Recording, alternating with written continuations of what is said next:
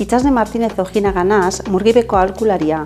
Berdintasunean prestatzeko eta kudeatzeko enpresa homologatua gara eta 27 urte baino gehiagoko ibilbidea daukagu gure erkidegoan.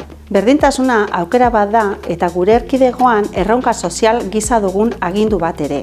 Agindu hau 2005an berdintasunerako Euskal Legeak ezarri zuen eta baita ere soldata arrakala desagertarazteko estrategiak, erkidegoko berdintasun planak eta 2030 garapen jasangarrirako helburuek.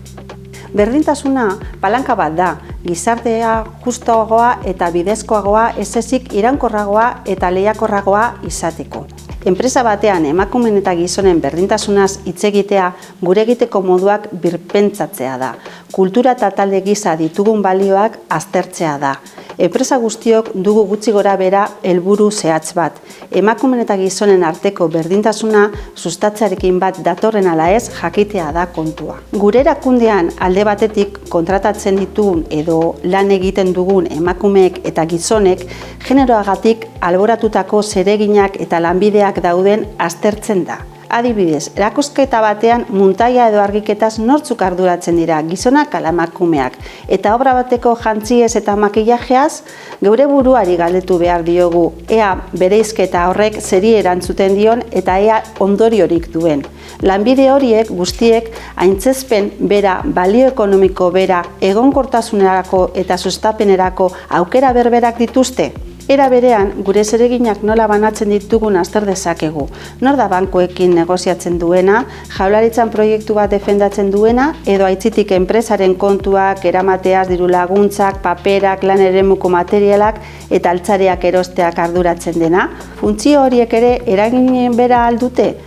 Gai horietaz jabetzea garrantzitsua da. Enpresa bat kudeatu ahal izateko berdintasunaren, erantzunkidetasunaren, lan osasunaren, osasun emozionalaren eta abarren kontzientzia handiago batekin.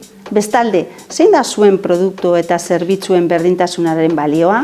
Gure komunikazioa nolakoa da? Adibidez, estilo inklusiboa erabiltzen dugu idatzi eta irudietan?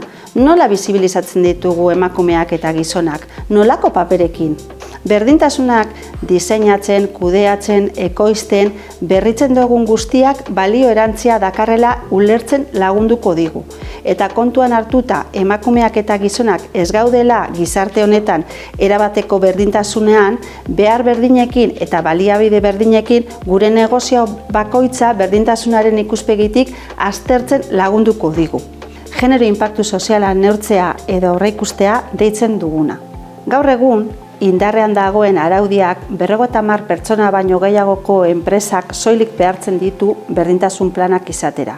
Baina gure erkidegoan berdintasunaren arloan dugun ibilbidea luzea kontutan hartuta, administrazio askok dituzte esaterako kontratazio eta diru laguntzetarako berdintasun klausulak. Eta horietan, gero eta gehiago baloratzen da 50 langile baino gutxiago dituztenak berdintasun planak izatea. Berdina gertatzen da Europako lizitazioetan. Azken finean, berdintasunetik kudeatzea negozio ona dela ziurta diezazueket. BDCCek badaki hori eta horregatik berdintasun zerbitzua jarri du martxan. Emakumeen eta gizonen berdintasunetik hobekuntza prozesuak hasi nahi dituzuen enpresak doako aholkularitza eskainiz. Zuen zain gaude.